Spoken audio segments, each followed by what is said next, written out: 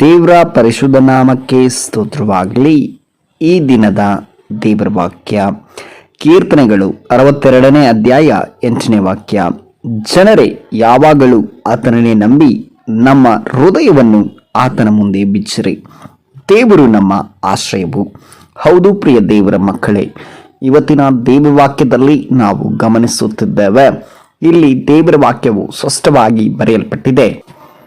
ಜನರೇ ಯಾವಾಗಲೂ ಆತನನ್ನೇ ನಂಬಿ ನಿಮ್ಮ ಹೃದಯವನ್ನು ಆತನ ಮುಂದೆ ಬಿಚ್ಚಿರಿ. ದೇವರು ನಮ್ಮ ಆಶ್ರಯವು.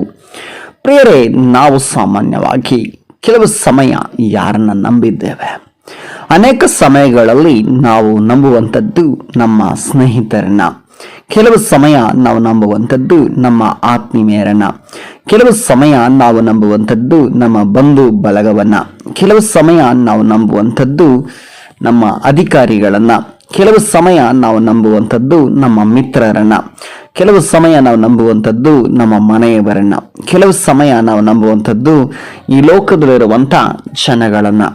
ಆದರೆ ಇಲ್ಲಿ ದೇವರ ಆತ್ಮನು ನಮ್ಮೊಟ್ಟಿಗೆ ಹೇಳ್ತಾ ಇದ್ದಾನೆ, ಜನರೇ ಯಾವಾಗಲೂ ಆತನನ್ನೇ ನಂಬಿ ನಿಮ್ಮ ಹೃದಯವನ್ನು ಆತನ ಮುಂದೆ ಬಿಚ್ಚಿರಿ. ಪ್ರಿಯ ದೇವ್ರ ಮಕ್ಕಳೇ, ದೇವರ ಆತ್ಮನ ಹೇಳ್ತಿರುವಂಥ ಕಾರ್ಯವನ್ನು ಸರಿಯಾಗಿ ಗಮನಿಸ್ರಿ. ಯಾವಾಗಲೂ ದೇವರನ್ನೇ ನಂಬಬೇಕು. ಕಷ್ಟಗಳು ಬರಬಹುದು, ದುಃಖಗಳು ಬರಬಹುದು, ವೇದನೆಗಳು ಬರಬಹುದು, ಇಕ್ಕಟ್ಟುಗಳು ಬರಬಹುದು, ಅನೇಕ ರೀತಿಯ ಪರಿಸ್ಥಿತಿಗಳು ಅಲ್ಲೋಲ ಕೊಲ್ಲೋಲವಾಗಿ ನಡೆಯುತ್ತಾ ಇರಬಹುದು. ಅದು ಏನೇ ನಡೆದರೂ ಸರಿಯೇ, ಏನೇ ಬಂದರೂ ಸರಿಯೇ, ಏನೇ ಸಂಭವಿಸಿದ್ರೂ ಸರಿಯೇ, ಯಾವಾಗಲೂ ಏನ್ ಮಾಡ್ಬೇಕಂತೆ? ದೇವರನ್ನೇ ನಾವು ನಂಬಬೇಕಂತೆ. ಆತನ ಮೇಲೆ ನಾವು ನಂಬಿಕೆಯನ್ನು ಇಡಬೇಕೆಂಬುದಾಗಿ ದೇವರ ಆತ್ಮನು ಸ್ಪಷ್ಟವಾಗಿ ಹೇಳ್ತಾ ಇದ್ದಾನೆ. ಆತನನ್ನು ನಂಬುವುದು ಮಾತ್ರವಲ್ಲದೆ ನಿಮ್ಮ ಹೃದಯವನ್ನ ಆತನ ಮುಂದೆ ಬಿಚ್ಚಿರಿ.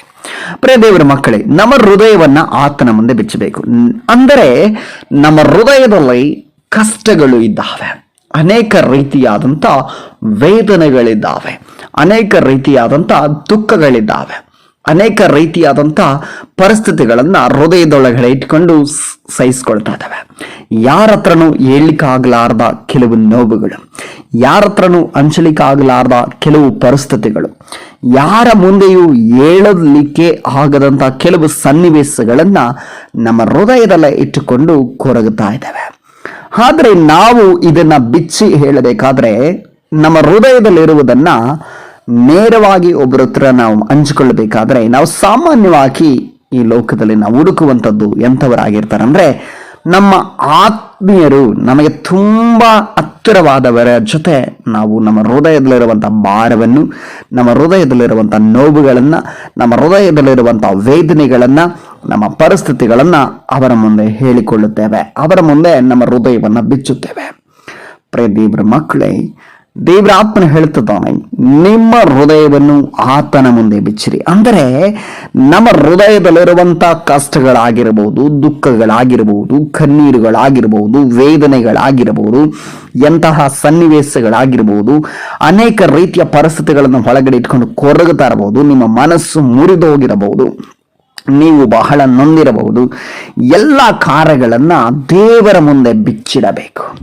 ಯಾಕೆಂದ್ರೆ ದೇವರು ನಮ್ಮ ಆಶ್ರಯವಾಗಿದ್ದಾನೆ. ಪ್ರಿಯ ದೇವರ ಮಕ್ಕಳೇ, ನಮಗೆ ದೇವರೇ ಆಶ್ರಯವಾಗಿರುವುದರಿಂದ ನಾವು ಯಾವಾಗಲೂ ಆತನ ಮುಂದೆ ಹೇಳುವವರಾಗಿರಬೇಕು.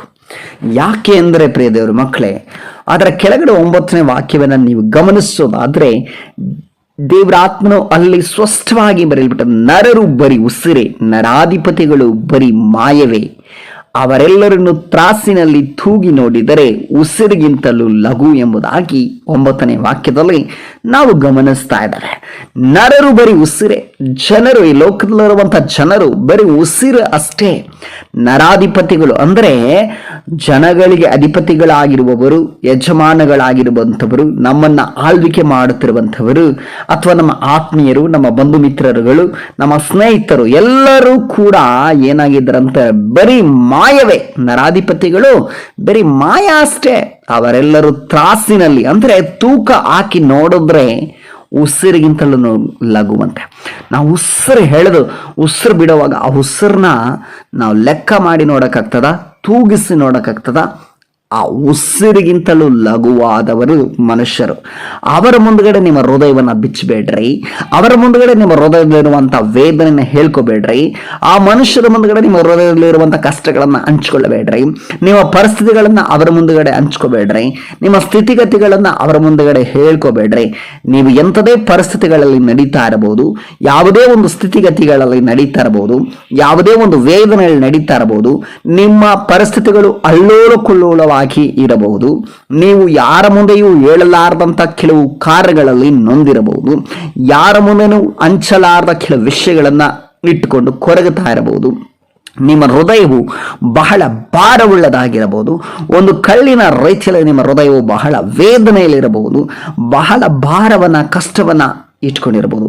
ನಿಮ್ಮ ಹೃದಯವು ಬಹಳ ಮುರಿದೋಗಿರಬಹುದು. ನೀವು ಏನು ಮಾಡಬೇಕಂದ್ರೆ ದೇವರ ಮುಂದ್ಗಡೆ ನಿಮ್ಮ ಹೃದಯವನ್ನು ಬಿಚ್ಚಬೇಕು. ಯಥಾರ್ಥವಾಗಿ ಎಲ್ಲವೂ ನೇರವಾಗಿ ಇದ್ದ ಹಾಗೆ ದೇವರ ಮುಂದ್ಗಡೆ ನಿಮ್ಮ ಹೃದಯವನ್ನು ಬಿಚ್ಚಿ ಕಣ್ಣೀರಿನಿಂದ ನೀವು ಪ್ರಾರ್ಥಿಸುವುದಾದರೆ ದೇವರು ನಿಮಗೆ ಆಶ್ರಯವಾಗಿ ಆತನು ಬರ್ತಾನೆ. ಪ್ರಿಯ ದೇವರ ಮಕ್ಕಳೇ, ಈ ವಾಕ್ಯದೊಟ್ಟಿಗೆ ದೇವರು ತಾನೇ ನಿಮ್ಮೆಲ್ಲರನ್ನು ಕೂಡ ಆಶೀರ್ವಾದ ಮಾಡಲಿ. ಏಸು ಕ್ರಿಸ್ತನ ಅಧಿಕಾರವುಳ್ಳ ನಾಮದಲ್ಲಿ ಪ್ರಾರ್ಥಿಸೋಣ. ಸರ್ವಶಕ್ತನು ಮಹಾಪರಿಶುದ್ಧನು ಆದ ತಂದೆಯಾದ ದೇವರೇ, ಈ ದಿನಕ್ಕಾಗಿ ಸ್ತೋತ್ರಪ್ಪ. ಈ ಒಂದು ದಿನದಲ್ಲಿ ಕರ್ತನೆ ಈ ಒಂದು ವಾಕ್ಯದ ಮುಖಾಂತರ ನನ್ನನ್ನು ಸಂಧಿಸಿದ್ದಕ್ಕಾಗಿ ಸ್ತೋತ್ರಪ್ಪ. ಹೌದು ದೇವರೇ, ಜನರೇ ಯಾವಾಗಲೂ ಆತನನ್ನೇ ನಂಬಿ ನಿಮ್ಮ ಹೃದಯವನ್ನು ಆತನ ಮುಂದೆ ಬಿಚ್ಚಿರಿ.